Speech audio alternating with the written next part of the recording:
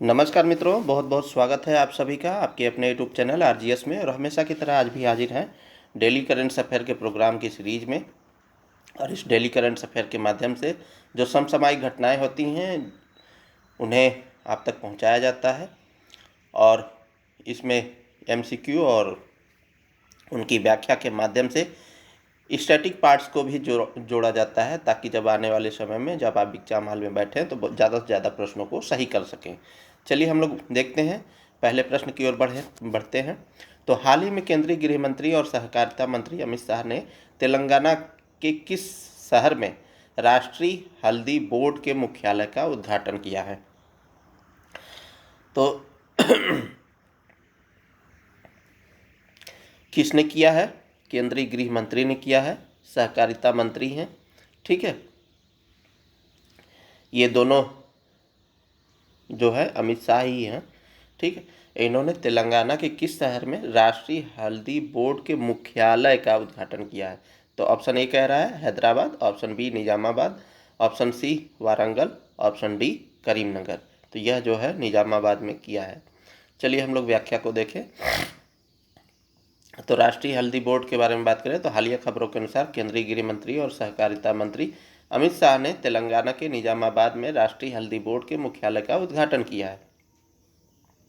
राष्ट्रीय हल्दी बोर्ड के बारे में बात करें तो इसकी स्थापना भारत में हल्दी की खेती, उत्पादन, प्रसंस्करण और विपणन को बढ़ावा देने और हल्दी किसानों की आय में वृद्धि के लिए की गई है। यह बोर्ड बिचौलियों की भूमिका को खत्म करेगा और हल्दी की पैकेजिंग, ब्रांडिंग, मार्केटिंग और निर्यात के लिए एक एकीकृत ढांचा तैयार करेगा। यह किसानों को अधिकतम मूल्य रिटर्न सुनिश्चित करने, जीआई टैग वाली जैविक हल्दी को बढ़ावा देना और साथ ही साथ यह बोर्ड गुणवत्ता और सुरक्षा के लिए वैश्विक मानकों के अनुपालन का मार्गदर्शन भी करेगा।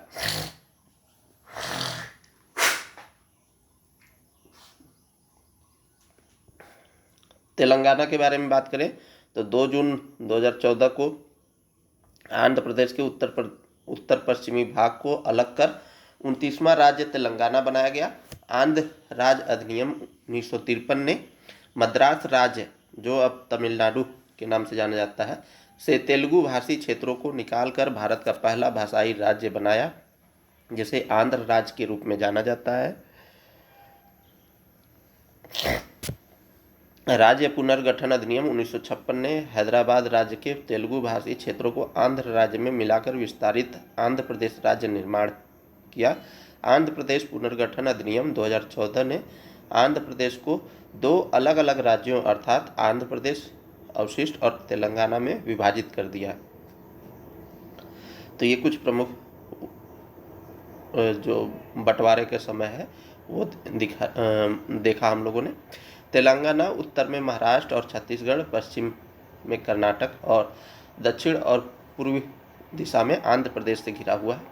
तेलंगाना के 4 प्रतीक हैं: राज्य पक्षी पलापिट्टा यानी भारतीय या नीला जे, राज्य पशु हिरण, राज्य वृक्ष जम्मी चेट्टू यानी प्रोसोपिस सेनेरिया और राज्य पुष्प तांगेडू टेनर कासिया।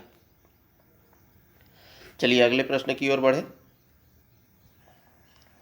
उत्तर प्रदेश राज्य ग्रामीण आजीविका मिशन यानी UPSRLM के तहत कितने सूक्ष्म उद्यम स्थापित किया जाएगा? तो 6.50 लाख, 7.50 लाख, 7.25 लाख, 8.50 लाख। तो अभी जो है उत्तर प्रदेश राज्य ग्रामीण आजीविका मिशन के तहत 6.50 लाख जो है सूक्ष्म उद्यम स्थापित किए जाएंगे। तो महिलाएं स्थापित करेंगी 6.5 लाख सूक्ष्म उद्यम। बीसी सखी,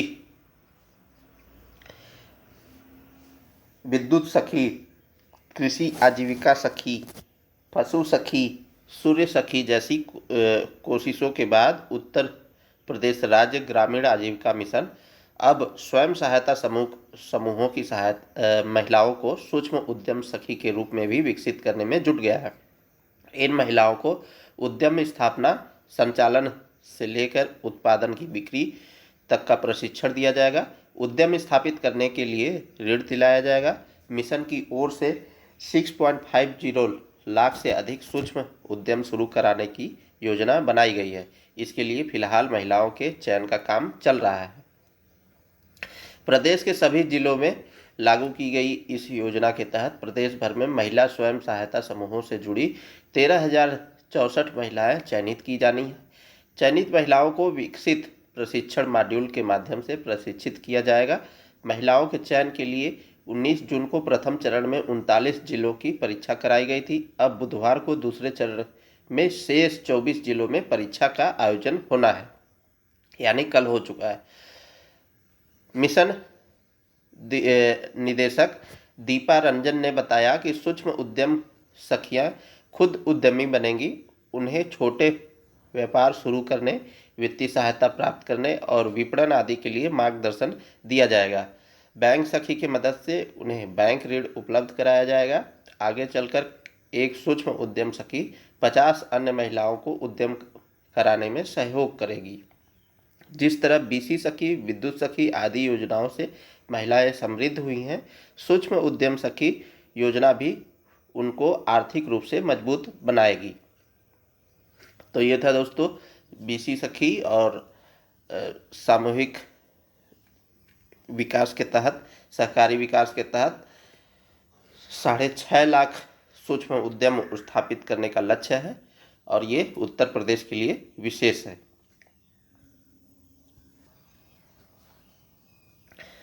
चलिए अगला प्रश्न भी उत्तर प्रदेश विशेष से ही संबंधित है और ये राज्य ही नहीं बल्कि देश के लिए गौरवान्वित पल है, क्योंकि यहाँ पर शिक्षा से संबंधित एक विश्वविद्यालय खोला जा रहा है, आयुष विश्वविद्यालय।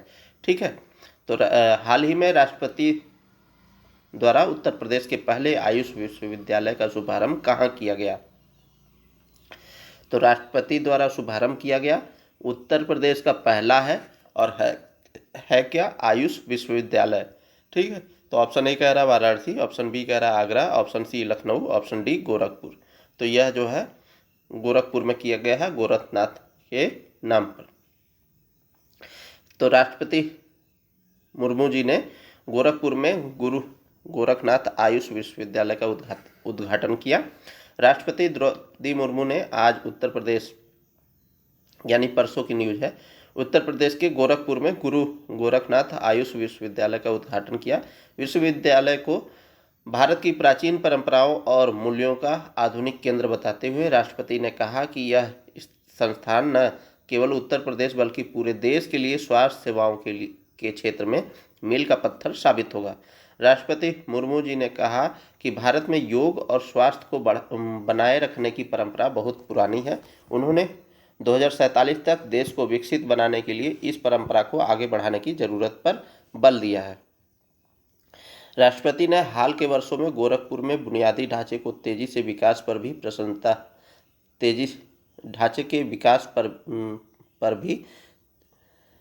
प्रसन्नता व्यक्त की है। इस अवसर पर उत्तर प्रदेश की राज्यपाल आनंदीबेन पटेल, मुख्यमंत्री योगी आदित्यनाथ भी मौजूद थे।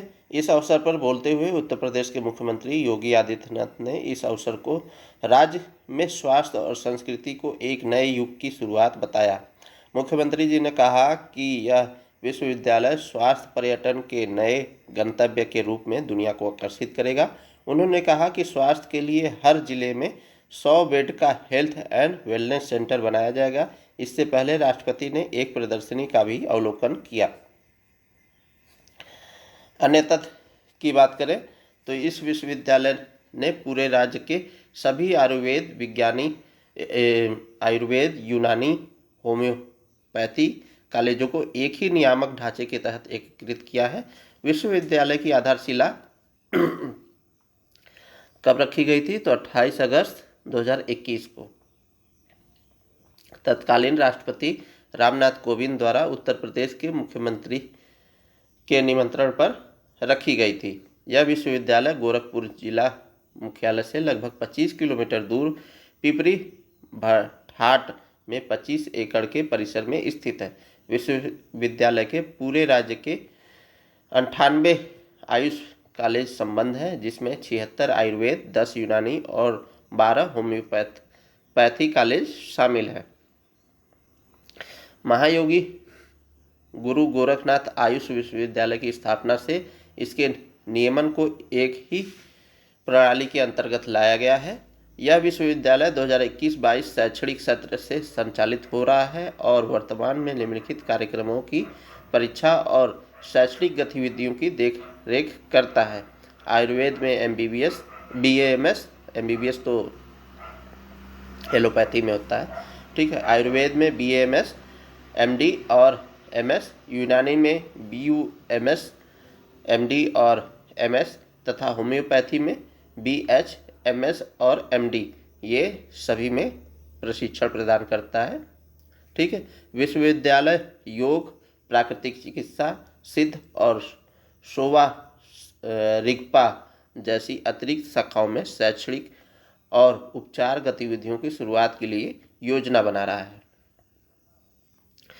आयुष के बारे में बात करें तो आयुष भारत में प्रचलित पारंपरिक चिकित्सा प्रणालियों का संक्षिप्त नाम है। इसमें कौन कौन से शामिल हैं तो आयुर्वेद, योग, प्राकृतिक चिकित्सा, यूनानी, सिद्ध और होम्योपैथिक, इसी से मिलकर के आयुष बना है। ये प्रणालियाँ स्थापित चिकित्सकीय दार्शनिकताओं पर आधारित है और स्वास्थ्य, रोग तथा उपचार के लिए समग्र दृष्टिकोण अपनाती हैं। आयुष प्रणालियाँ रोगों की रोकथाम और स्वास्थ्य संवर्धन पर जोर देती हैं और स्वस्थ जीवन शैली को बढ़ावा देती हैं। गैर संचारी रोगों यानी नॉन कम्युनिकेबल डिजीज, जीवन शैली विकारों, दीर्घकालिक बीमारियों और मल्टी ड्रग रेजिस्टेंस के बढ़ते खतरे के कारण आयुष में वैश्विक रुचि बढ़ रही है। रोग ने अंतर्राष्ट्रीय स्तर पर मान्यता प्राप्त की है और इसे विश्व स्वास्थ्य प्रणाली में शामिल किया जा रहा है। आयुर्वेद, होम्योपैथी, सिद्ध और यूनानी चिकित्सा के सिद्धांतों और अभ्यास को समझने और अपनाने की वैश्विक जिज्ञासा बढ़ रही है। वर्ष 1995 में भारत सरकार के स्वास्थ्य और परिवार कल्याण मंत्रालय के अंतर्गत भारतीय चिकित्सा और होम्योपैथी विभाग की स्थापना की गई थी। वर्ष 2003 में इस विभाग का नाम आयुष विभाग रखा गया था ताकि इन प्रणालियों के विकास पर अधिक केंद्रित ध्यान दिया जा सके। चलिए हम लोग अगले प्रश्न की ओर बढ़े तो नबुआगिटुक ग्रीन स्टोन बेल्ट कहाँ स्थित है? तो ऑप्शन ए कह रहा है कनाडा, ऑप्शन बी कह रहा है USA, ऑप्शन सी कह रहा है ब्राज़ील, ऑप्शन डी कह रहा है चिली। तो यह जो है हडसन के समानांतर पूर्वी तट पर स्थित है और यह जो है कनाडा के पास में अवस्थित है। तो जब आप मैप देखेंगे तो इस तरीके से जो वर्ल्ड मैप देखते हैं और इस तरीके से है, जब इस तरीके से नॉर्थ अमेरिका का कुछ रूप, तो यहाँ पर बे ऑफ हडसन पड़ता है। बे ऑफ हडसन के इधर में अवस्थित है पूर्वी क्षेत्र में अकास्टा, ठीक है। चलिए हम लोग व्याख्या को देखते हैं।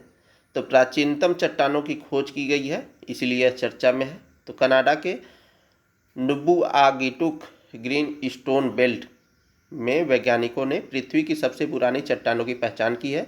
यह चट्टानें क्यूबेक के हडसन बे के पूर्वी तट पर स्थित है।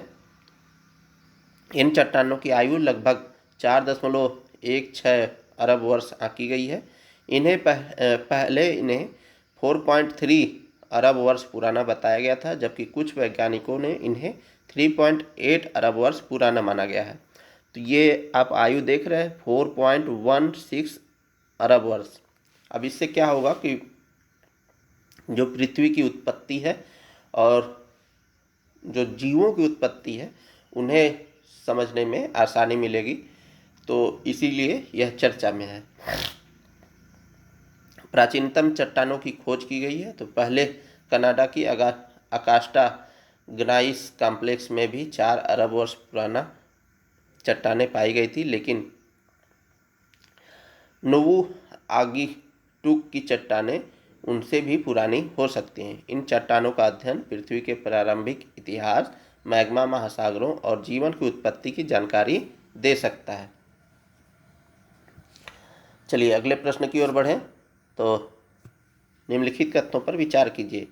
हाल ही में 26 जून को अंतर्राष्ट्रीय एमएसएमई दिवस मनाया गया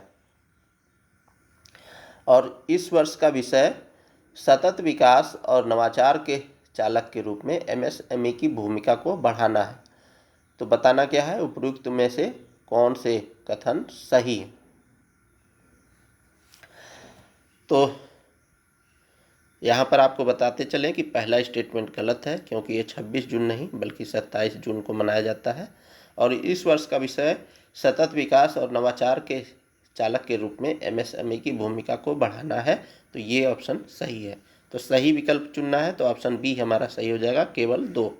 चलिए हम लोग व्याख्या को देखें। तो अंतर्राष्ट्रीय एमएसएमई दिवस के अवसर पर उत्तर प्रदेश के मुख्यमंत्री ने युवाओं को अपना खुद का व्यवसाय शुरू करने में मदद करने के लिए 2 नए कार्यक्रम शुरू किए।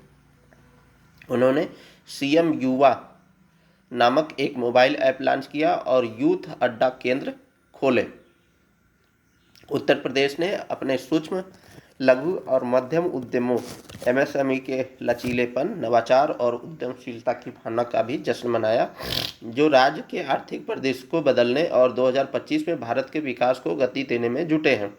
वर्ष 2017 में 27 जून को अंतर्राष्ट्रीय एमएसएमई दिवस के रूप में घोषित किया गया था और 2025 के लिए थीम सतत विकास और नवाचार के चालक के रूप में एमएसएमई की भूमिका को बढ़ाना है। तो घोषणा हुई थी 2017 में एमएसएमई, अंतर्राष्ट्रीय एमएसएमई दिवस के रूप में, और इस बार की थीम जो है सतत विकास और नवाचार के चालक के रूप में एमएसएमई की भूमिका को बढ़ाना है। यह दिवस एमएसएमई की उपलब्धियों और चुनौतियों को मान्यता प्रदान करता है, साथ ही बढ़ती प्रतिस्पर्धा वाले वैश्विक परिदृश्य में उनकी वृद्धि को सक्षम बनाने के लिए नीतिगत समर्थन, वित्तीय समावेशन और डिजिटल परिवर्तन की आवश्यकता पर बल देता है। एमएसएमई के बारे में बात करें तो 13 मई 2020 को आत्मनिर्भर भारत अभियान के तहत सूक्ष्म, लघु और मध्यम उद्यमों की परिभाषा को संशोधित किया गया था और इस संशोधित ढांचे के अंतर्गत एमएसएमई को अब संयंत्र एवं मशीनरी में निवेश तथा वार्षिक कारोबार के आधार पर वर्गीकृत किया गया है। और अभी के जो बजट में 2025-26 का जो बजट है उसके तहत जो है एमएसएमई की नई परिभाषा गठित की गई है। ठीक है, यानी उनके निवेश और टर्नओवर में जो वैल्यू है उसकी बढ़ाई गई है। तो हम लोग देख लेते हैं क्या किस प्रकार से है। तो उद्यम के प्रकार है एक तरफ अधिकतम निवेश में संशोधन, अधिकतम टर्नओवर में संशोधन। तो एमएसएमई की 3 कैटेगरी बनाई गई हैं, सूक्ष्म, लघु और मध्यम। सूक्ष्म में क्या है, तो निवेश जब 1 करोड़ से बढ़ा करके अब 2.5 करोड़ कर दिया गया है।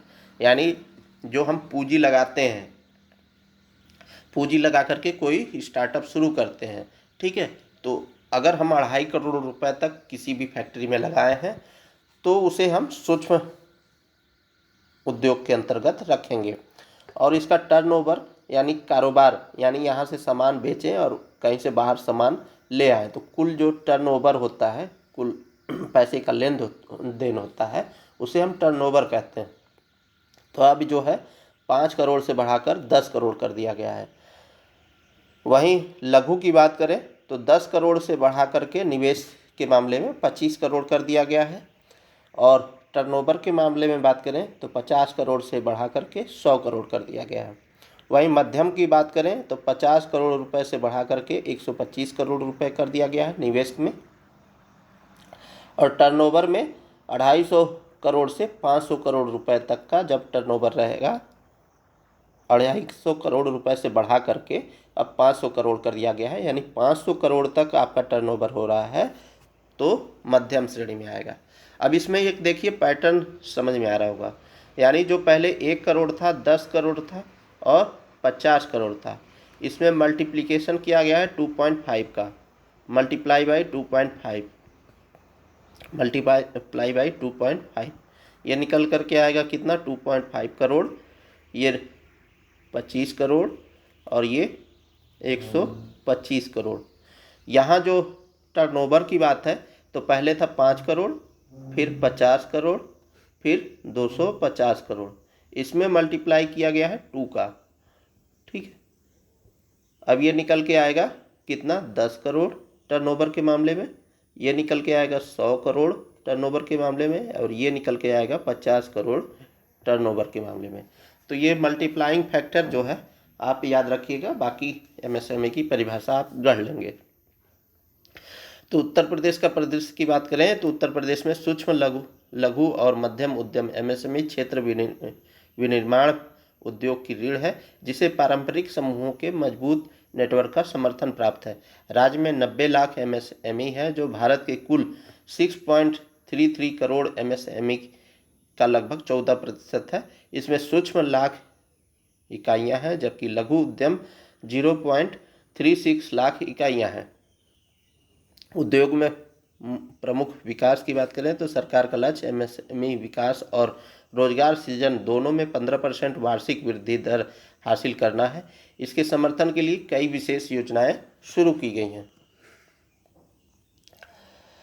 एमएसएमई द्वारा कुछ चुनौतियों का सामना भी किया जा रहा है, जैसे सूक्ष्म उद्यम का अनौपचारिक क्षेत्र होना, यानी पैन जीएसटी पंजीकरण नहीं होने से सरकारी योजनाओं का लाभ नहीं मिल पाता है। विनियामकीय समस्याएं भी हैं, नियमों के अनुपालन और लाइसेंसिंग की प्रक्रिया जटिल है। तीसरा है बुनियादी ढांचे की कमी, बुनियादी ढांचा पर्याप्त नहीं होने के कारण व्यापक व्यवसाय संचालन में बाधा आती है। ऋण प्राप्ति में समस्याएं, यानी व्यवसाय संचालन के लिए आवश्यक धन जुटाने में कठिनाई होती है। तकनीक अपनाने में पीछे होना, एमएसएमई आधुनिक तकनीक अपनाने में पीछे रह जाते हैं। तो ये कुछ प्रमुख चुनौतियां हैं जिनका सामना एमएसएमई सेक्टर कर रहे हैं। चलिए अगले प्रश्न की ओर बढ़ें तो राष्ट्रीय खेल नीति 2025 किस पुरानी नीति को प्रतिस्थापित करती है?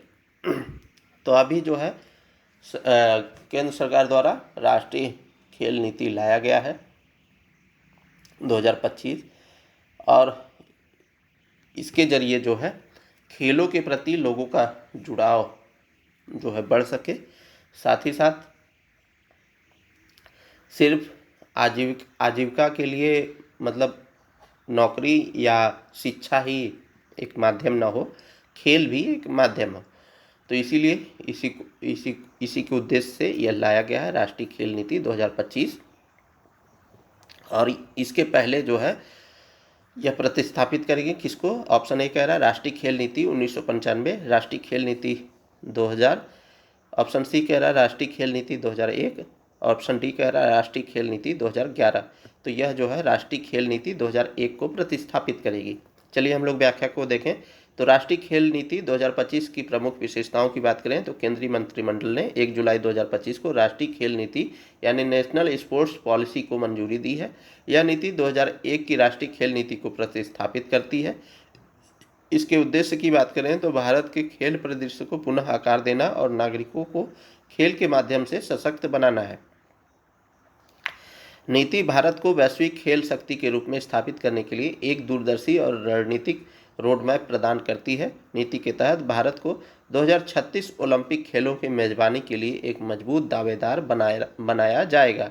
नीति से देश को अंतर्राष्ट्रीय खेलों में उत्कृष्टता प्रदान करने में मदद मिलेगी।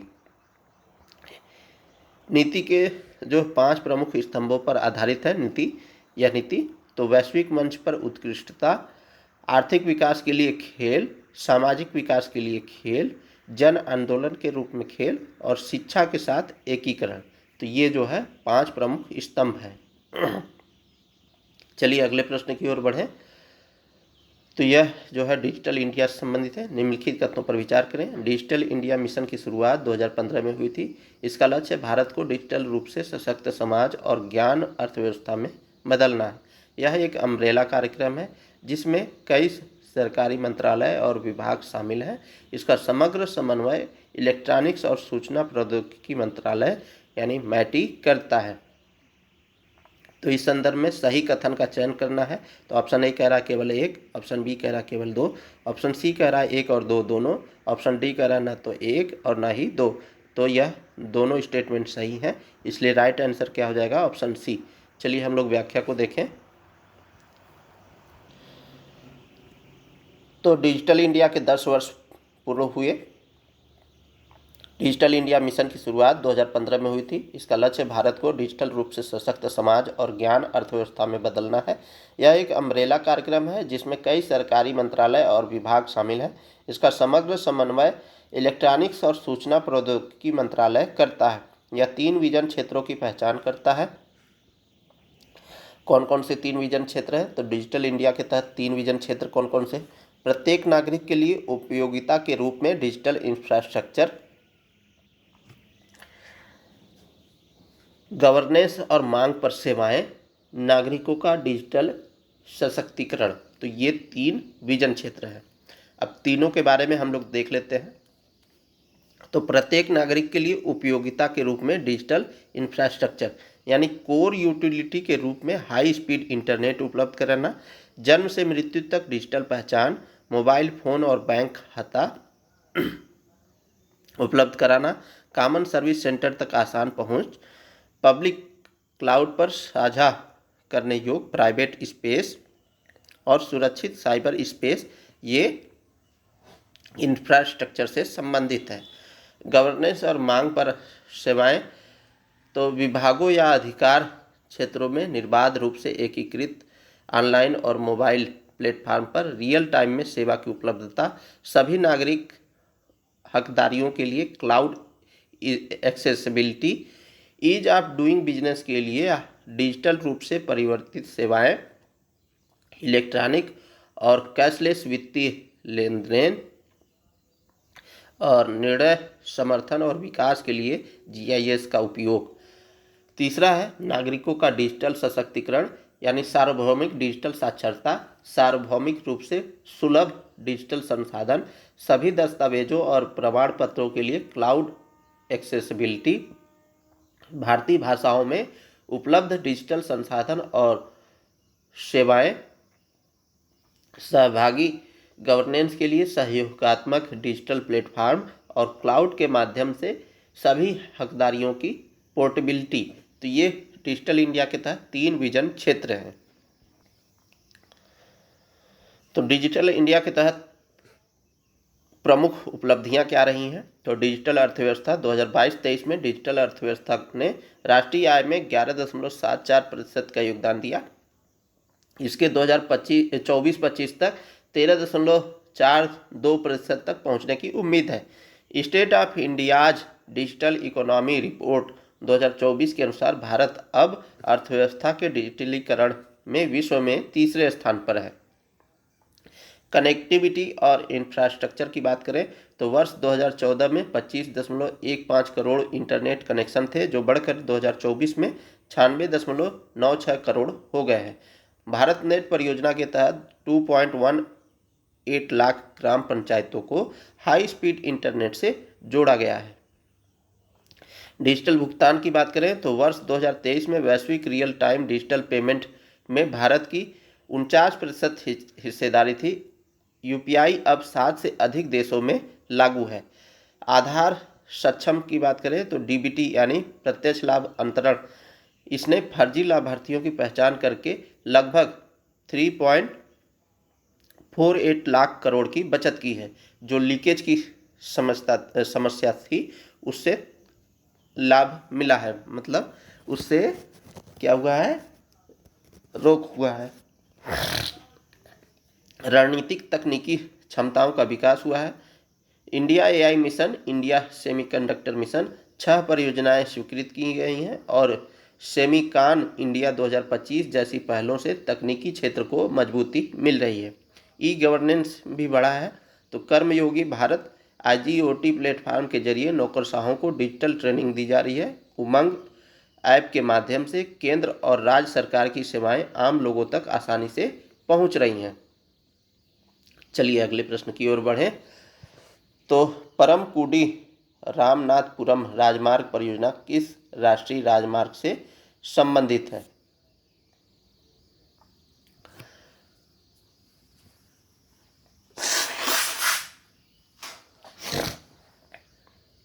ऑप्शन ए कह रहा है नेशनल हाईवे 44, ऑप्शन बी कह रहा है national highway 27, option C NH 66, option D NH 87।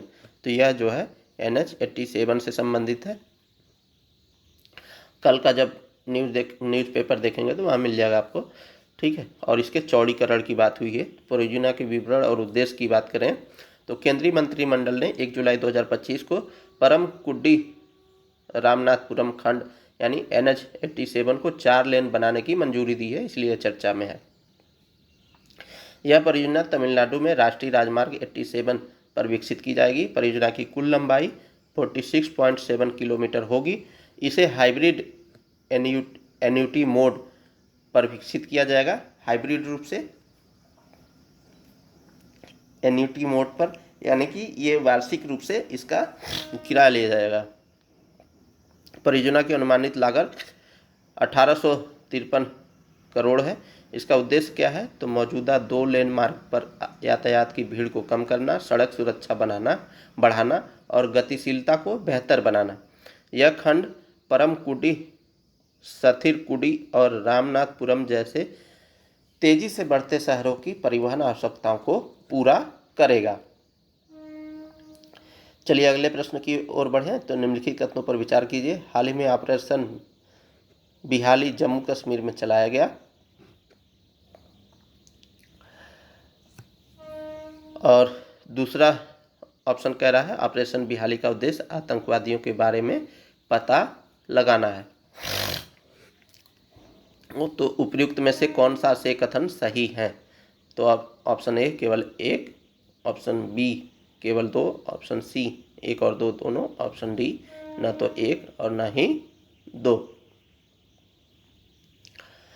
तो इस संदर्भ में दोनों ऑप्शन सही हैं, इसलिए क्या है ऑप्शन सी हो जाएगा। तो जम्मू कश्मीर के उधमपुर जिले में भारतीय सेना के जवानों और अमेरिका और आतंकवादियों के बीच मुठभेड़ हुई, ठीक है। इसके इलाके में भारी संख्या में सैनिकों की तैनाती है। गुरुवार को ये मुठभेड़ बसंतगढ़ के बिहाली इलाके में सेना और पुलिस के संयुक्त अभियान के दौरान हुई। भारतीय सेना ने इसकी पुष्टि की। इस ऑपरेशन का नाम ऑपरेशन बिहाली रखा गया है। व्हाइट नाइट कोर ने सोशल मीडिया प्लेटफॉर्म एक्स में कहा कि खुफिया जानकारी के आधार पर भारतीय सेना और जम्मू कश्मीर में बसंतगढ़ के बिहाली इलाके में एक संयुक्त अभियान शुरू किया गया। आतंकवादियों के बारे में पता चल गया है। ऑपरेशन अभी जारी है। अधिकारियों ने बताया कि जिले के बसंतगढ़ इलाके में संदिग्ध गतिविधि की सूचना मिली थी। सेना ने सुबह इलाके की घेराबंदी करते हुए तलाशी अभियान चलाया। इसी बीच सैनिकों पर गोलीबारी हुई, जिसका जवाब दिया गया और इससे मुठभेड़ शुरू हुई। मौके पर अतिरिक्त बल भेजा गया है। उधमपुर जिले के बिहाली इलाके में मुठभेड़ अप्रैल में पहलगाम में पर्यटकों पर हुए भयानक आतंकी हमले के करीब 2 महीने बाद हुई है, जिसमें 26 लोग मारे गए थे। यही नहीं, ये मुठभेड़ अमरनाथ यात्रा की शुरुआत से ठीक 1 हफ्ते पहले हुई है। अमरनाथ यात्रा 3 जुलाई से शुरू होने वाली है, यानी आज से। यात्रा अवधि के दौरान आने वाले दिनों में बड़ी संख्या में तीर्थयात्रियों के अमरनाथ गुफा मंदिर में आने की उम्मीद है, जो 9 अगस्त को समाप्त होगी। वहीं अमरनाथ यात्रा के मद्देनज़र केंद्र शासित प्रदेश में सुरक्षा बलों को पहले से अलर्ट रखा गया है। यात्रा के रूट पर जगह जगह सैनिकों की तैनाती की गई है। चलिए अगले प्रश्न की ओर बढ़ें तो हाल ही में शक्ति 2025 सैन्य अभ्यास किस देश में संपन्न हुआ? तो ऑप्शन ए कह रहा है फ्रांस, ऑप्शन बी कह रहा है भारत, ऑप्शन सी कह रहा है जर्मनी, ऑप्शन डी कह रहा है रूस। तो यह जो है फ्रांस में संपन्न हुआ इस वर्ष का। तो हम लोग शक्ति 2025 अभ्यास के बारे में बात करें तो शक्ति 2025 भारत और फ्रांस के बीच होने वाला 8वां संयुक्त सैन्य अभ्यास था। तो कौन सा संस्करण था? 8वां था। अभ्यास 18 जून से 1 जुलाई 2025 तक फ्रांस के ला कावेलेरी में आयोजित किया गया। आयोजन 13वीं French foreign legion demi brigade द्वारा किया गया। भारत की ओर से 90 सैनिकों का दल, जिसमें मुख्य रूप से जम्मू और कश्मीर राइफल के जवान शामिल थे। इसका उद्देश्य क्या है? आतंकवाद विरोधी अभियानों में तालमेल और रणनीतिक साझेदारी को मजबूत करना है। अभ्यास में लगभग 500 फ्रेंच सैनिक, 500 से अधिक बख्तरबंद और सामरिक वाहन लड़ाकू विमान तथा फ्रांसीसी थल और वायुसेना की इकाइयां शामिल रही हैं। अभ्यास भारत और फ्रांस के बीच सैन्य इंटरऑपरेबिलिटी और संयुक्त अभियानों की तैयारी को बेहतर बनाता है। शक्ति अभ्यास भारत और फ्रांस में बारी बारी से हर साल आयोजित होता है। तो यहाँ पर करेक्शन करना चाहेंगे दोस्तों, बारी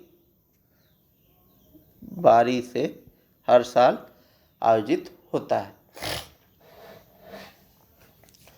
चलिए अगले प्रश्न की ओर बढ़े। तो भारतीय दल ने किस देश में आयोजित